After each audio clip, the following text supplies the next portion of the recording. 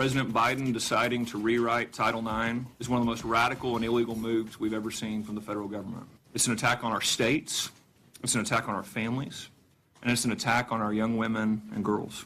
We will not stand for this in Oklahoma. We are pursuing all actions to oppose this illegal and unconstitutional move by the Biden administration. We have already instructed our districts to not comply with this illegal rule change from President Biden. We will not allow boys in the girls' restrooms. We will not put boys in girls' sports. As a coach and as a parent, I've watched young girls work to learn the lessons that come along with playing sports. They have been able to show leadership. They have been able to dedicate so much of their life to learning those lessons that come from hard work, that come from teamwork, that come from competition. And to see the federal government try to erase girls' sports is disgusting. We're very proud of our districts that are holding the line, and we will never allow Joe Biden to control our schools and indoctrinate our kids.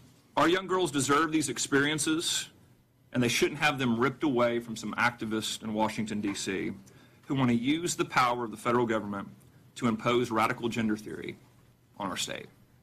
I will continue to keep you all updated as we continue to move swiftly and aggressively against this overreach. Cindy Hyde-Smith, the U.S. Senator. Good morning, ma'am. How are you? Good morning, Paul. That was a guy from Oklahoma who's the superintendent of education there. He's probably going to wind up in Congress, but there's a limited amount of things we can do that you guys can do without the power of the gavel. But where does this stand now? Well, you're absolutely right. When you get outvoted every single time in committee and on the floor, we are pretty much toothless unless it is a 60-vote threshold. And all of these things are coming out of committee. These hearings, I mean, it's like you're participating in a sitcom because you know it can't be real. I mean, words, Paul, cannot describe the craziness here.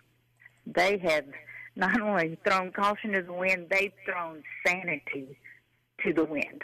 Laws do not matter. Title IX's been there for a long time. So, you know, when they can't circumvent something, they're just going to change the definition, rewrite, without congressional approval.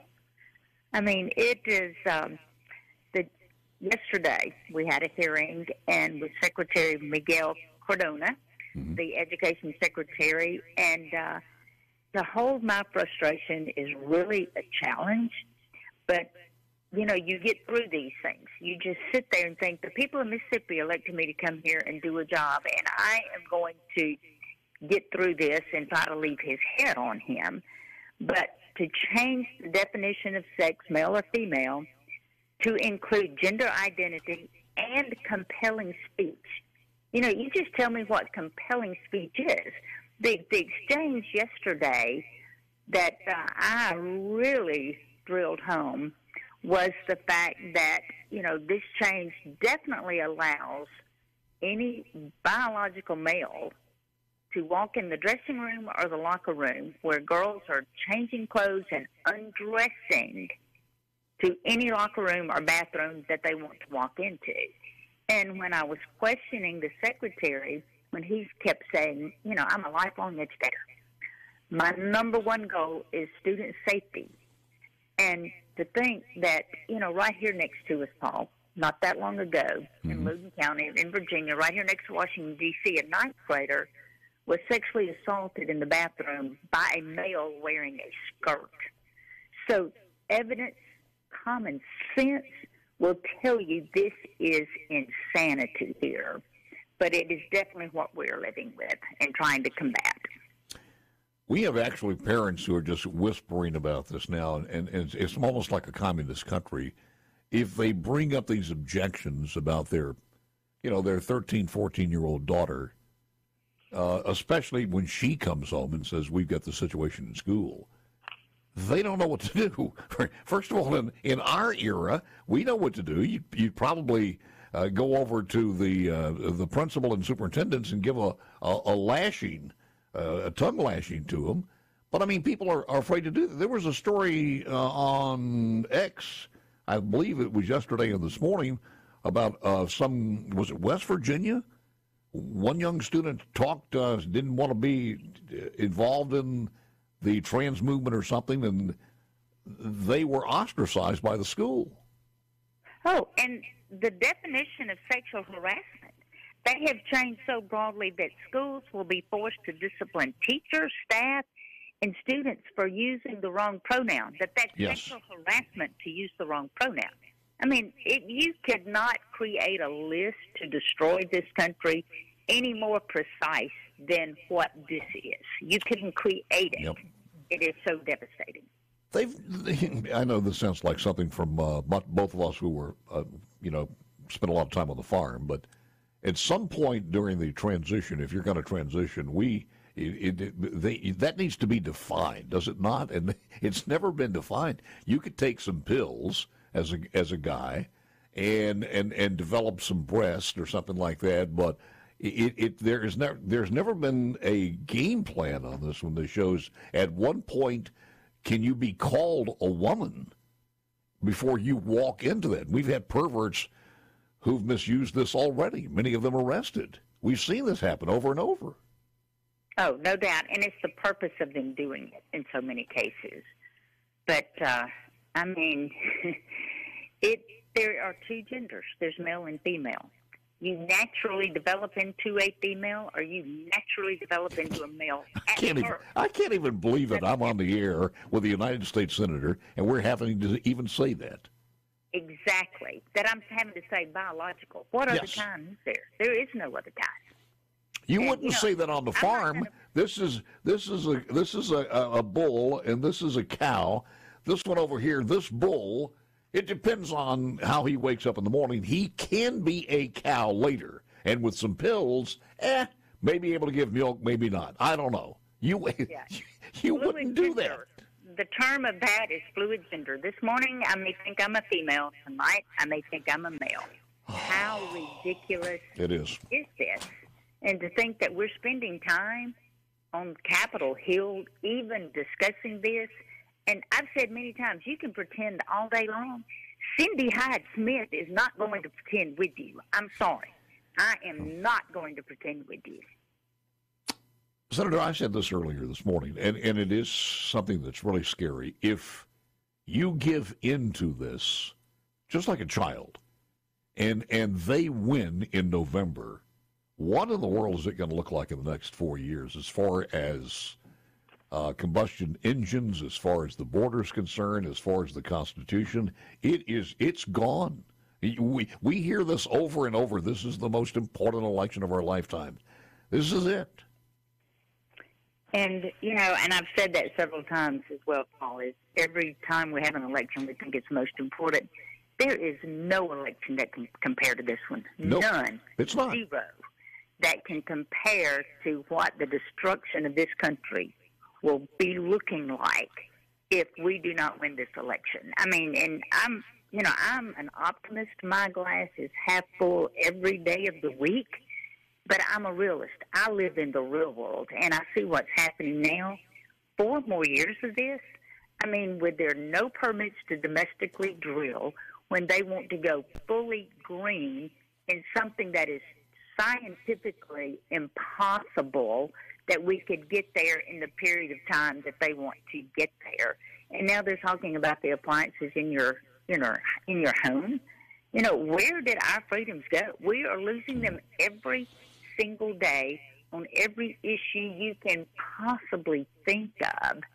And it's just truly amazing that the country that I love with every pound of me, that I'm seeing this happen. And, I'm telling you, I say all the time, the only thing that is going to change this is God. This is the only thing that will heal our nation at this point. If you take a look at all the indictments, the 91 indictments, 92, whatever it happens to be, the impeachments and everything else, and the coordinated move that all of us think, most of us think in this country, that's totally illegal. This is a farce. and you place it in Russia, it would be comfortable there. But to understand that this is going on in America, and we've almost normalized it, and we are okay. Even Democrats, we're okay with that. We're not raising hell. Look, a lot of these votes, when you would think, okay, these people have daughters, surely they're going to vote with the Republicans. They choose their party over their families. They choose their party over America and patriotism. It is the number one thing that they're tied to. Blood is not thicker. It's the power of political power, and that's where they are. I got a couple of other things. Can you hang on for a second? Absolutely. The U.S. Senator Cindy Hyde-Smith, back with her for another segment right after this. Beside this, and this is just going to take a while, and hopefully we'll bring some common sense to it, but man, we need some help from the other side. It is amazing to me, and again, I love what Trump is doing, but I think everybody in the GOP, and I was hoping the new leadership would do this also as far as the GOP, but just we have got to elect more Republicans in the House and Senate. Even if Trump is elected, got to have more of a majority and got to have the power there to get anything done, and just don't have a lot of room for error. Your thoughts? No, you're exactly right. When I was listening to your program earlier, and you were talking about Mayday, the distress call, yes. I feel like every day we can scream Mayday, Mayday, Mayday. We've got to have some help here. And, I'm going out of state to help candidates campaign that I think we might could get elected. I was talking to folks this week about fundraisers for people out of state, just like Tim Sheehy in Montana, going to help our candidate in Ohio. I will go wherever, Paul. I will do whatever. I will organize Republican women. We've got to have the strategy that's going to work, because we have too much at stake here. There is nothing that we can take for chance. I understand the new leadership, Watley and Laura. I think Trump's is it daughter-in-law? Yeah, daughter-in-law. Mm-hmm. I understand there's some great things happening, and they're bringing that together. So hopefully things like that will happen. These are some of the bills or things that people spotlight on places like X, and they worry you a little bit because they say this is like a Trojan horse, or this has the power to change a lot of things. People are not talking about it. But there's a recent executive order that said every agency, all the agencies can be utilized, combined at a tremendous power to get the vote out. And they have the power to do that. I guess the president does. And of course, the agency heads our secretaries, to go out and funnel money to get the vote out. And we know how they're going to use these. Some, for instance, are going to be printing literally thousands upon thousands of very handy voter information and just accidentally leave the Republicans off of it.